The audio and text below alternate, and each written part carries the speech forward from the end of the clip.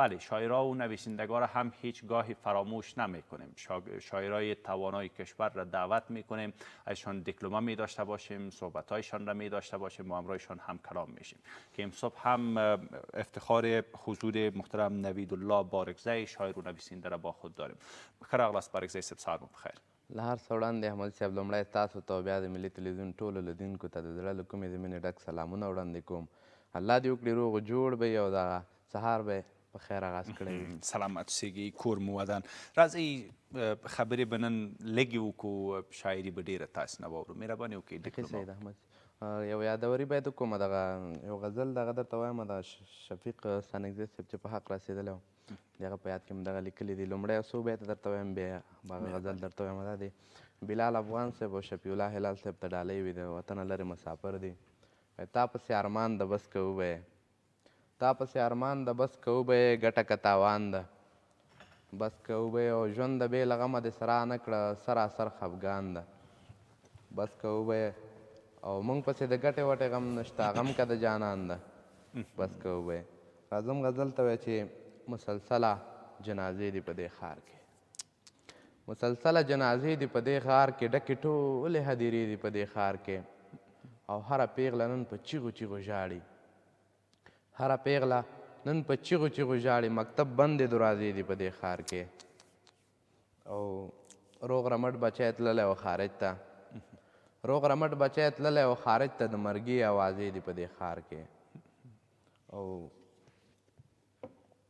د خوښۍ خبر به هېڅ پکې وانه اورې، د خوښۍ خبر به هېڅ پکې وانه اورې، د غم ډکې ورځې شپې دي په دې ښار کې، تور ویښته دې پکې سپین شوانوي ده، تور ویښته دې پکې سپین شوانوي ده، بس سوچونه اندېښنې دي په دې ښار کې، بس سوچونه اندېښنې دي په دې ښار کې. او سلامت اوسېږئ، ډېر عالي، د واقعیتونو نه ډک شعر. ښه، او یو چاربیتي مینوال یاستو، تاسې نه یې واورو. ټپیزه بله ټپیزه به هم درته ووایم چې داسې یو دفعې دې غږ وکړو ته ودرې، اوس خو نن هغه موبایل زمانه راغلی ده که نه.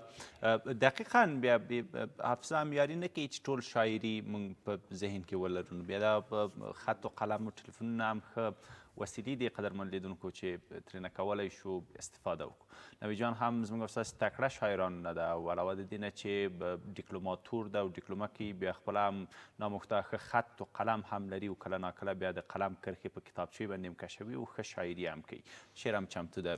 بلکل دغه ټپیزې دي، دا به درته ووایم. عبدالجلیل نیازي صاحب ته د ډالۍ وي، وایي څنګه په شړق باران ورېږي، څنګه په شړق باران ورېږي، نن راته بیا یو څوک یادېږي، حالات مې ورو ورو خرابېږي، یوه شېبه مې نه تېرېږي، د زړه په سر مې غم خیمې وهلې دي نه، او تیاره په هره لور خوره ده، تیاره په هره لور خوره ده، باران ورېږي یخه شپه ده، کلي کې دغه ګونګسه ده، جینۍ په یار پسې خفه ده، نادانه مور یې په ډاکټرو ګرځوي نه، نادانه مور یې په ډاکټرو ګرځوي نه. ډېر عالي، نامحده، موفقیت مو غواړم، سلامت اوسېږئ، کور مو ودان.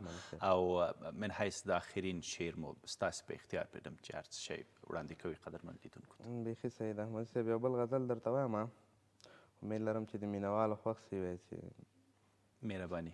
یوه شپېلۍ اخلمه خوند له زندګۍ اخلمه، یوه شپېلۍ اخلمه خوند له زندګۍ اخلمه، یار که خفه هم وي په زور ترې نه خپلګۍ اخلمه، او په بنده بنده ژبه یې داسې راته ویل بېګا، په بنده بنده ژبه یې داسې راته ویل بېګا، بنګړي مې مور راوړي تا باندې ګوتمۍ اخلمه، او په ما ډېر ښه لګېږي، نه پوهېږم څه تاثیر دی، په ما ډېر ښه لګېږي، نه پوهېږم څه تاثیر دی، ځکه په هره غزل کې نوم د شینوګۍ اخلمه، او همدا غزل یې د نوي دي تر څو ځوان ساتلی، همدا غزل یې د نوي دي تر څو ځوان ساتلی، بارکزی وایي ځکه خوند له شاعرۍ اخلمه، بارکزی وایي ځکه خوند له شاعرۍ اخلمه. به به، نامحده، ډېر عالي، کامیابي مو غواړم.